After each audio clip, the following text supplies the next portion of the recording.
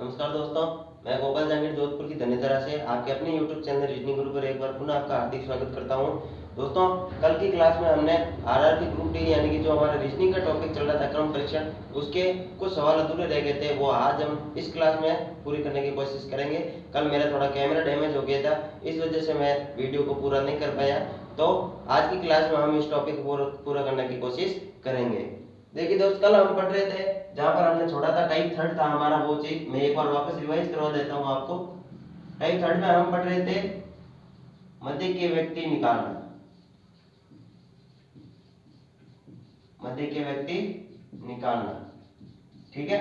इसमें भी हमने एक कंडीशन ली थी पहली कि जब दो व्यक्तियों का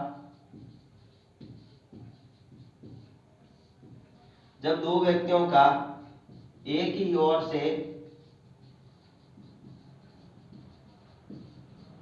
ओर से क्रम दे रखा हो, ठीक है। यानी कि मान लो ए नाम का कोई व्यक्ति है जिसका बाएं से क्रम इतना है और दूसरा बी नाम का व्यक्ति है उसका भी बाएं से क्रम इतना है, तो उस समय हम मध्य के व्यक्ति निकालने का हमारा जो फॉर्मूला बनाया था हमने, वो क्या था? मध्य के व्यक्ति बराबर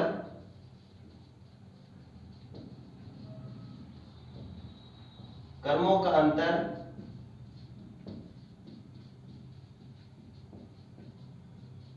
-1। क्रमों का अंतर हम क्या करते थे? -1 करते थे। इसको थोड़ा दूर लिख देता हूं, आपको आसानी से समझ में आएगा। मध्य के व्यक्ति बराबर हम लिखते थे क्रमों का अंतर -1, ठीक है। ये फॉर्मूला आपको याद करवाया था मैंने। इसके आगे मैंने बोला था आपको कि अब हम सवाल करते हैं, लेकिन कैमरा डैमेज होने की वजह से मैं वीडियो को पूरा नहीं कर पाया था। तो आज हम इसके आगे हम सवाल करेंगे। ये फॉर्मूला मैं लिखा रहता हूं, ठीक है ना, ताकि आपको याद रहे। तो सवाल लेते हैं अब हम।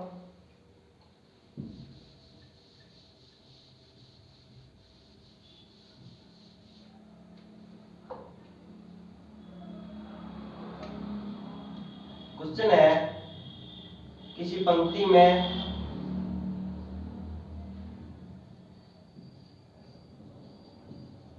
सीता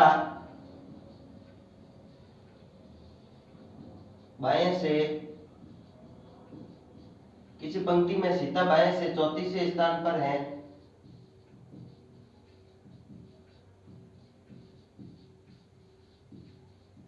तथा गीता भी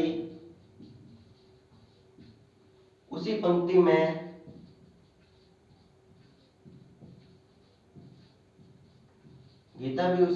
में बाएं से 64वें स्थान पर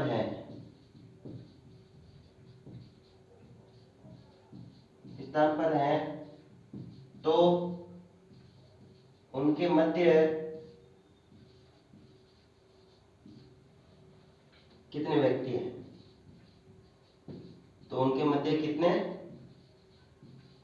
व्यक्ति हैं, ठीक है। ये हमारा सवाल है। मान लो कि किसी पंक्ति में सीता है, वो बाएं से 34वें स्थान पर है, और गीता है वो भी उसी पंक्ति में बाएं से कौन से स्थान पर है? 64वें स्थान पर है। तो हम उनके मध्य व्यक्ति कैसे निकालेंगे? तो वही हमारा फॉर्मूला, मध्य के व्यक्ति बराबर क्या कर दो आप? क्रमों का अंतर -1 कर दो। ये कब करना है? जब दो व्यक्तियों का एक ही ओर से क्रम दे रखा हो, यानी कि बाएं से इसका कौन सा क्रम है? 34वां, और दूसरा कौन सा है? 64वां। यानी कि इन दोनों को आप क्या कर दो?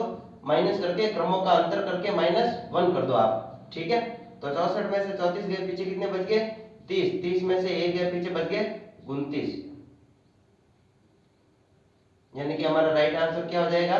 29। यानी कि सीता और गीता के बीच में कितने व्यक्ति बैठे हैं? 29 व्यक्ति बैठे हैं, ठीक है।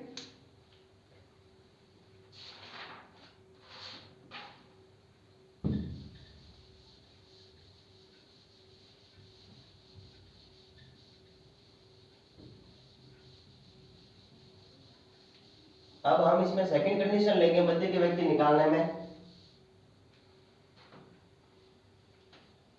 देखो दोस्त, सेकंड जो हमारी कंडीशन होगी, वो दोनों ओर से क्रम दे रखा होगा, लेकिन ये एक दूसरे को क्रॉस नहीं करेंगे। जैसे मान लो ये कोई पंक्ति है, यहाँ पर ए है, यहाँ पर बी है, यहाँ पर सी है और यहाँ पर डी है। तो देखो अगर इस बी का दूसरा क्रम है और इधर से मैं अगर देखता हूं तो सी का कौन सा क्रम है, दूसरा। सी का भी कौन सा क्रम है, दूसरा क्रम है। ठीक है, तो देखो ये एक दूसरे को क्रॉस कर रहे हैं क्या। जब मैंने इधर से देखा तो बी 2 नंबर पे आ रहा है, लेकिन इधर से देखता हूं दाएं से तो सी का जो क्रम है वो क्या आ रहा है, 2 नंबर पे आ रहा है। यानी कि ये एक दूसरे को क्रॉस नहीं कर रहे हैं, मतलब क्रॉस नहीं कर रहे हैं। और क्रॉस नहीं कर रहे हो तब हम क्या करने हैं।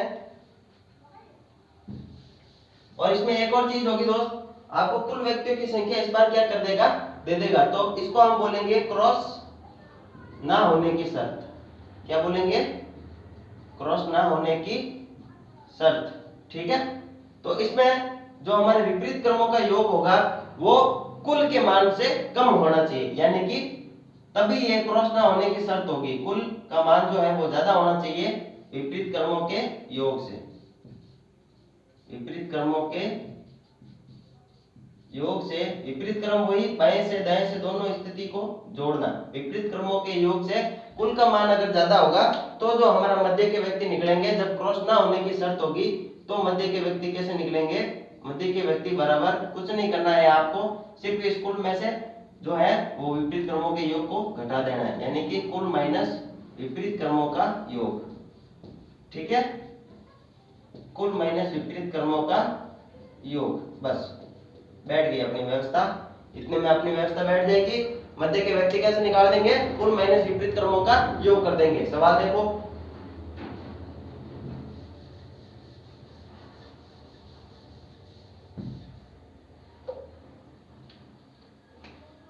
यदि देखो मैं शॉर्टकट लिख रहा हूं, थोड़ा क्वेश्चन को लैंग्वेज में समझा दूंगा मैं आपको। कुल है 370 व्यक्तियों की एक पंक्ति है, मैं जैसे बोल रहा हूं आप उस लैंग्वेज को क्वेश्चन की भाषा में समझ लेना कि 370 व्यक्तियों की एक पंक्ति के अंदर राम का जो स्थान है आगे से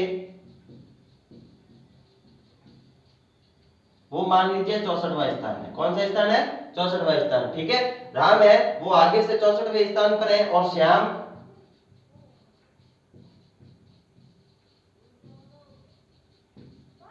पीछे से 50वें स्थान पर है। कौन से स्थान पर है, 50वें स्थान पर है। ठीक है, तो बताइए इन दोनों के बीच में मध्य के व्यक्ति कितने हैं, मध्य के व्यक्ति कितने हैं, मध्य के व्यक्ति याद करो। ठीक है, तो देखो आपने देखा कि सर राम आगे से 64वें स्थान पर है और श्याम जो है वो पीछे से 50वें स्थान पर है। तो क्या ये एक दूसरे को क्रॉस कर रहे हैं क्या, बिल्कुल नहीं कर रहे हैं। और इन दोनों का जो योग है, यानी कि जो हमारा विपरीत क्रमों का योग है वो क्या आ रहा है, 4 6 और 5 11। ये जो कुल के मान से विपरीत क्रमों का योग कम आ रहा है, इसका मतलब अपनी व्यवस्था कौन सी बैठेगी, यहाँ पर क्रॉस ना होने की शर्त बैठेगी। ठीक है, तो अपने मध्य के व्यक्ति कैसे निकल जाएंगे, कुल में से ये विपरीत क्रमों का योग जो आया है उसको घटा दीजिए आप, तो हमारा राइट आंसर आ जाएगा 10 में से 4 गए 6, 6 में से 1 गया 5 और 3 में से 1 गए 2, यानी कि 256 व्यक्ति जो है वो हमारा राइट आंसर हो जाएगा। ठीक है दोस्त, तो इस तरह से हमने देखा कि राम और श्याम के बीच में 256 व्यक्ति बैठे हैं। कब, जब ये कुल का मान विपरीत क्रमों के योग से अधिक हो और क्रॉस ना हो रहे हो तब। अब अगर क्रॉस हो रहे हो तो उसकी भी व्यवस्था है। अब देखो जब एक दूसरे को ये क्रॉस करेंगे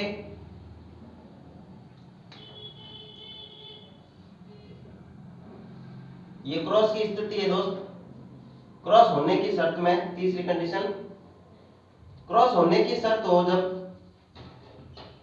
एक दूसरे से क्रॉस कर रहे हो, क्रॉस होने की शर्त में अपन को क्या होगा, ये जो विपरीत क्रमों का योग का जो मान होगा वो कुल के मान से ज्यादा होगा।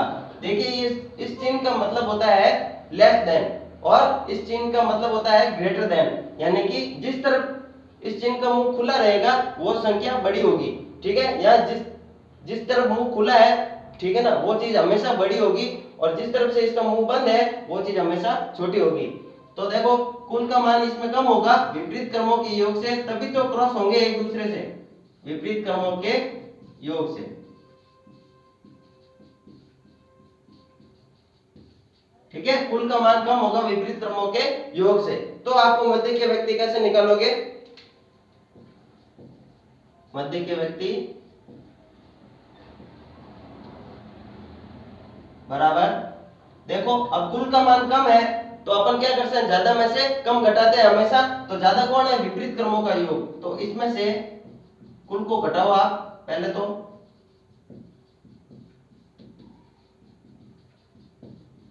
माइनस कुल,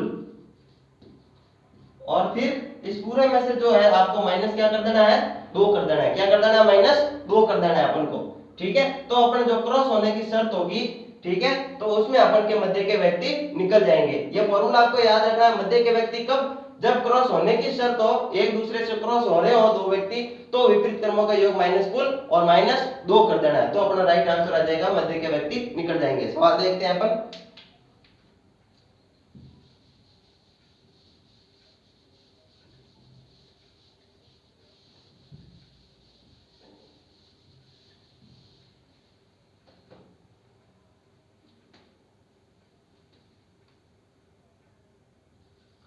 मान लीजिए कुल व्यक्तियों की संख्या है 750, यानी कि 750 व्यक्ति किसी पंक्ति में बैठे हैं, और श्याम जो है,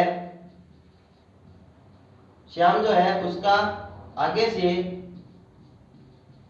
कौन सा स्थान है, 585वां। कौन सा स्थान है, 585वां। ठीक है दोस्त, श्याम के आगे से 585वें स्थान पर है, और जो राम है उसका पीछे से उसका पीछे से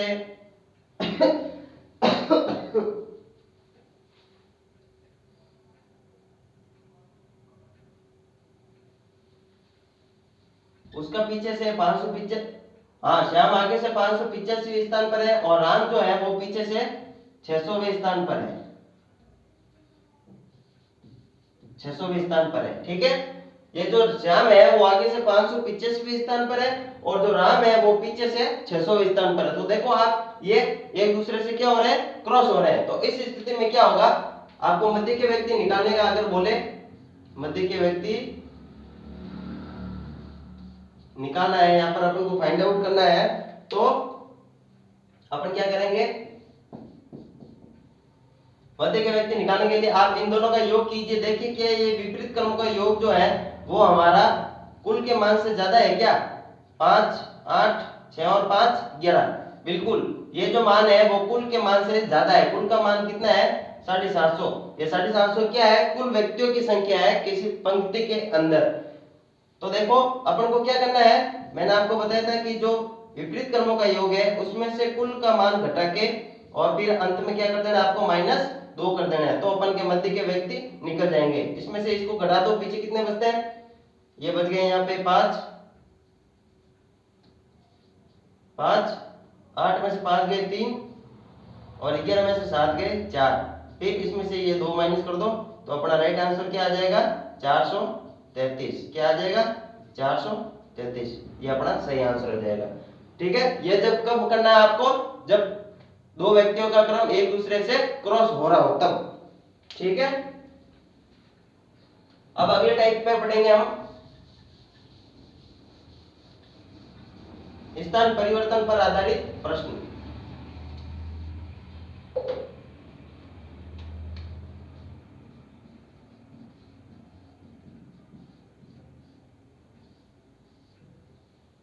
ये टाइप होगा हमारा स्थान परिवर्तन पर आधारित प्रश्न, स्थान परिवर्तन पर आधारित प्रश्न।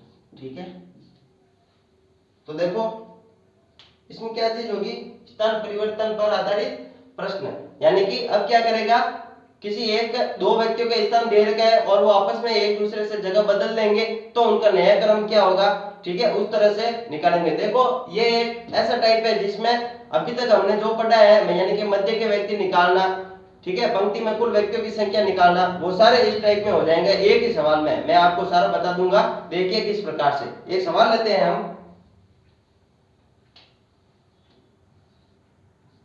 इसको थोड़ा मिटा देता हूं मैं ताकि क्वेश्चन आराम से आ सके।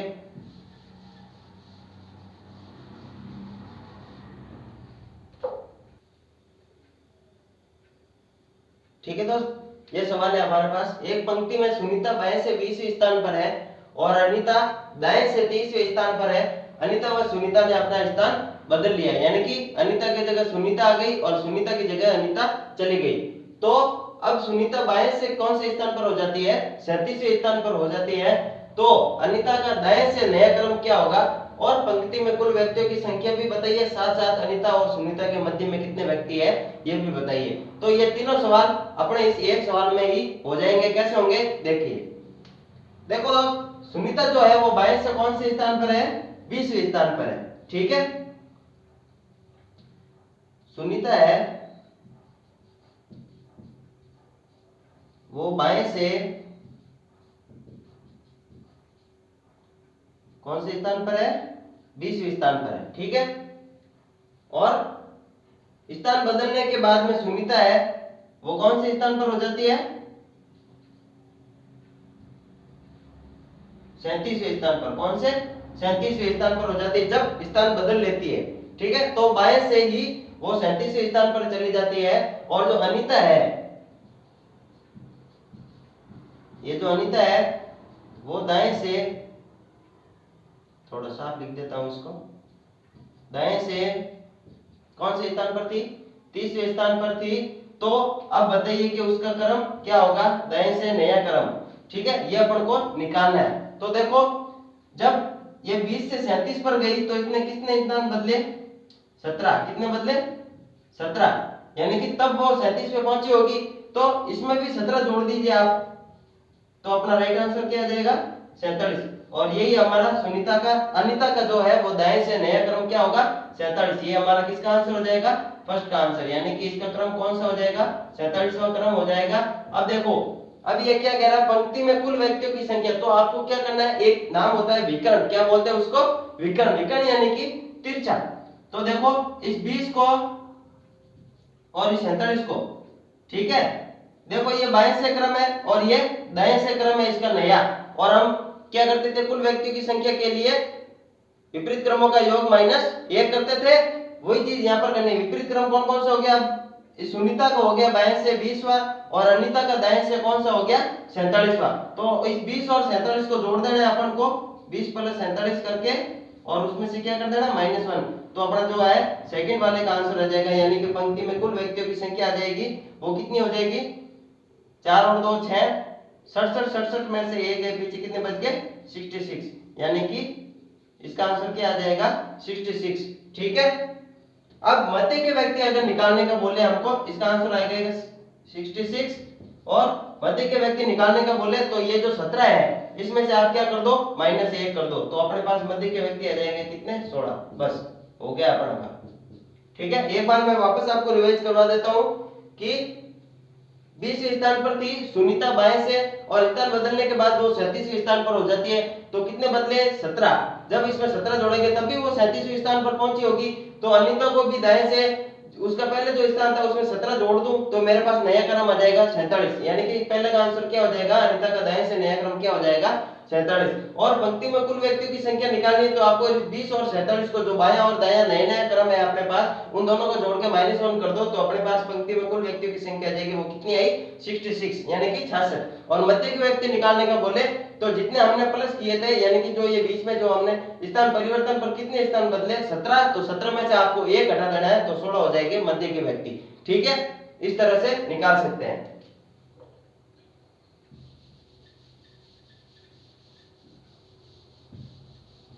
ये बहुत इंपॉर्टेंट सवाल है, आपको ध्यान में रखना है और एग्जाम में इसी तरह के सवाल पूछे जाते हैं।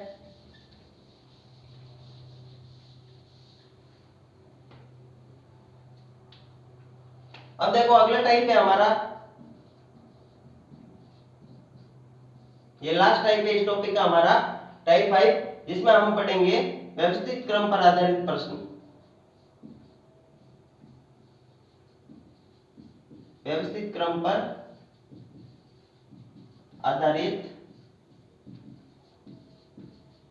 प्रश्न।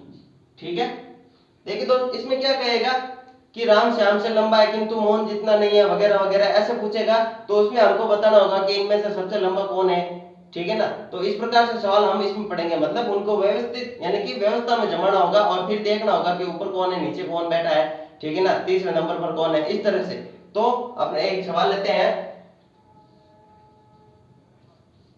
ये बिल्कुल इसमें कोई फॉर्मूला नहीं है, ये आपकी थिंकिंग बेस्ड क्वेश्चन है, तो इसमें आपको आराम से सोच करके फिर ही जवाब देना होगा। तो देखो एक सवाल है, राम श्याम से लंबा है, श्याम से लंबा है किंतु मोहन जितना नहीं, मोहन जितना नहीं नहीं है। और मोहन, ये जो मोहन है ना वो राजन से लंबा है, वो राजन से लंबा है किंतु अमित जितना नहीं।